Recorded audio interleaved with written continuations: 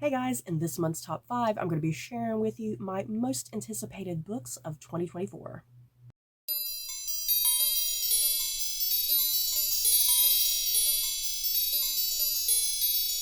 So, as always, every year, there is just a continuing outrageous amount of books that are being published. But I managed to narrow it down to 5 books in particular that I am personally looking forward to in the coming months of 2024. So let's get going. And I'm going to be looking over here at the plot synopsises on Goodreads if you want to pull up your Goodreads as well while I'm going through these. At number 5, The Familiar by Lee Bardugo. Ooh, I haven't even read the Shadow and Bone books yet, you guys. But I'm still looking forward to a Lee Bardugo book. I think why I'm looking forward to this Lee Bardugo book, even though I've not even read any of the Shadow and Bone books or anything by her, I've not read any books by her. I think it's just the concept of this book that's really appealing to me because it's historical fiction, and I'm a sucker for historical fiction. Let's read the Goodreads synopsis of this really quickly, you guys. In a shabby house on a shabby street in the new capital of Madrid, Luisa Catado uses scraps of magic to get through her days of endless toil as a scullion. But when her scheming mistress discovers the lump of a servant cowering in the kitchen is actually hiding a talent for little miracles, she demands Luisa use those gifts to better the family's social position. What begins as simple amusement for the bored nobility takes a perilous turn when Luisa garners the notice of Antonio Perez, the disgraced secretary to Spain's king. Still reeling from the defeat of his armada, the king is desperate for any advantage in the war against England's heretic queen, and Perez will stop at nothing to regain the king's favor.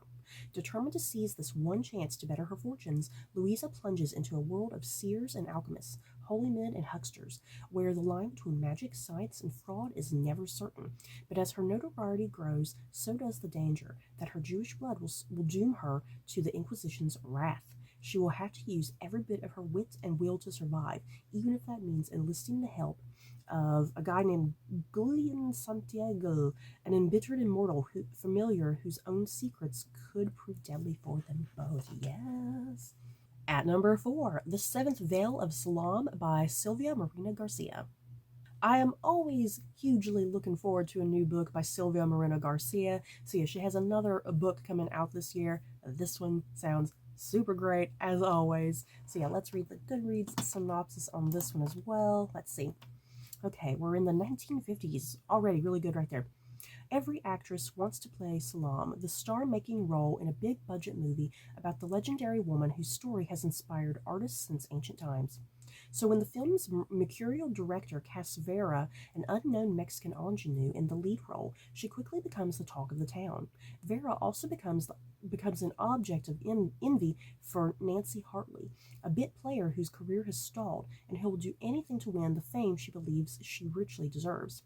Two actresses, both determined to make it to the top in Golden Age Hollywood, a city overflowing with gossip, scandal, and intrigue, make for a sizzling combination. Yes. At number 3, We Are Only Ghosts by Jeffrey L. Richards. This plot sounds great, you guys. I can't wait to get to this. Let's see. We're taking place in New York City, 1968. The customers at Cafe Marie don't come just for the excellent coffee and pastries. They come for the sophisticated ambiance and the illusion of being somewhere other than a bustling, exhausting city. Head waiter Charles Ward helps create that illusion through impeccable service, unobtrusive, nearly invisible, yet always watchful. It's a skill Charles honed as a young Jewish boy in war-torn Europe, when avoiding attention might mean the difference between life and death. But even then, one man saw him all too clearly, a Nazi officer who was both his savior and tormentor. Uh-oh, it's getting dark. At 17, Charles was deported to Auschwitz with his family. There, he was singled out by Obersturmfuhrer Berthold Werden, oh Lord, German, who hid him in his home. Their entanglement produced a tortured affection mixed with hatred that flares to life again decades later when Berthold walks into Cafe Marie. Oh, hell no. Mm-mm.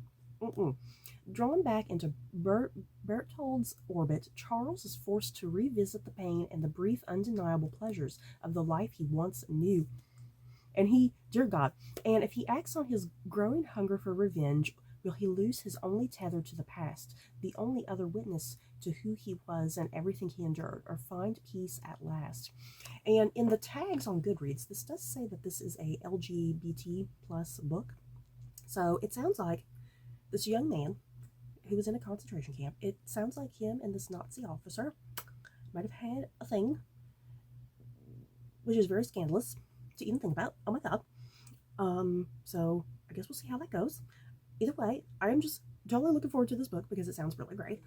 At number 2, What Feasts at Night by T. Kingfisher. And this is a follow-up to T. Kingfisher's book, What Moves the Dead. And I am just pleasantly surprised that this book is coming out because I thought What Moves the Dead was just a standalone book. But it's not. This book is coming up right after the events of what happened in that book, it looks like. I am totally here for it. I loved What Moves the Dead. I think that was one of my favorite books of that year when I read it. Retired soldier Alex Easton returns in a horrifying new adventure. After their terrifying ordeal at the Usher Manor, Alex Easton feels as if they just survived another war. All they crave is rest, routine, and sunshine, but instead, as a favor to Angus and Miss Potter, they find themselves heading to their family hunting lodge, deep in the cold, damp forests of their home country, Galicia, or Galatia, maybe. In theory, one can find relaxation in even the coldest and dampest of Galatian autumns, but when Easton arrives, they find the caretaker dead, the lodge in disarray, and the grounds troubled by a strange, uncanny silence.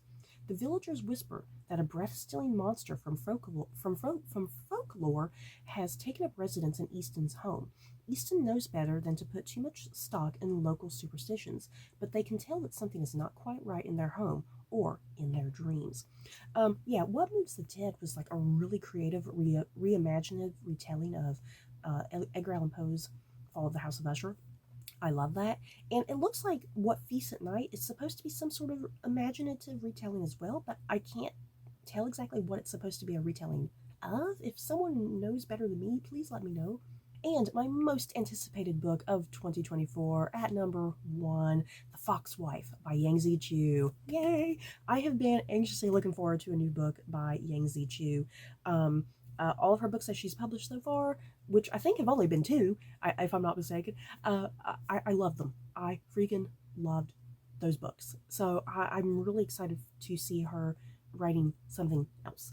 Manchuria, 1908. A young woman is found frozen in the snow. Her death is clouded by rumors of foxes involved, which are believed to lure people by transforming themselves into beautiful women and men.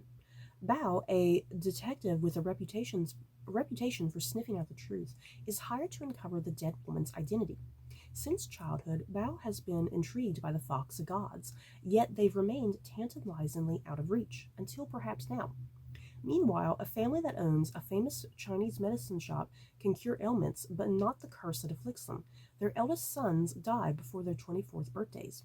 Now, the only grandson of the family is 23. When a mysterious woman enters their household, their luck seems to change, or does it? Is their new servant a simple young woman from the north, or a fox spirit bent on her own revenge? Ooh, sounds so good, I can't wait. So you guys, that is it for my most anticipated books of 2024. In the comments below, are you guys looking forward to any of the books on my list? Or, better yet, tell me, what is on your list of upcoming books for the year? Let me know, so maybe I can go check them out possibly. So that's it for this video. Don't forget to like, comment, and subscribe. And if you like this video, you may like these other videos. Bye, guys.